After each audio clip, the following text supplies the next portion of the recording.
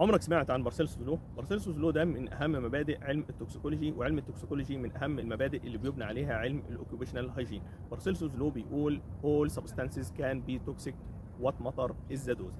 يعني اي ماده في الدنيا ممكن تكون ماده قاتله او ماده سامه، ولكن الموضوع بيختلف على حسب الجرعه. لو عايز تعرف اكتر عن الموضوع ده فده جزء من اللي بنتكلم عنه في كورس الاوكيوبيشنال اند اندستريال هايجين اللي بتقدمه بلانسيه. الدوره متاحه على موقع بلانسيه في شكل فيديوهات مصوره متقسمه لفصول، وبعد كل فصل فيه مجموعه من الاسئله علشان تتاكد من مدى فهمك لمحتوى الفصل.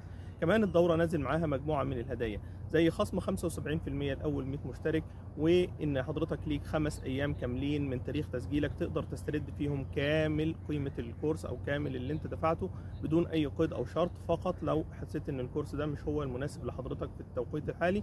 وكمان ليك 20% كاش باك لو حضرتك قدرت تنجز الكورس خلال شهر من تاريخ تسجيلك، وكمان 20% كاش باك تانيين لو حضرتك قدرت تطبق حاجة عملي من اللي انت اتعلمته خلال شهرين من تاريخ تسجيلك. وهتقدر تتواصل معايا مباشرة بدون أي وسيط بضغطة زر هتدوس عليها في أي وقت، هتوصلك بالواتساب الخاص بيا، وهتلاقي الأيقونة دي معاك أثناء حضورك للكورس في كل مكان. عايز حاجة تاني؟ مستني إيه؟ سجل في الكورس.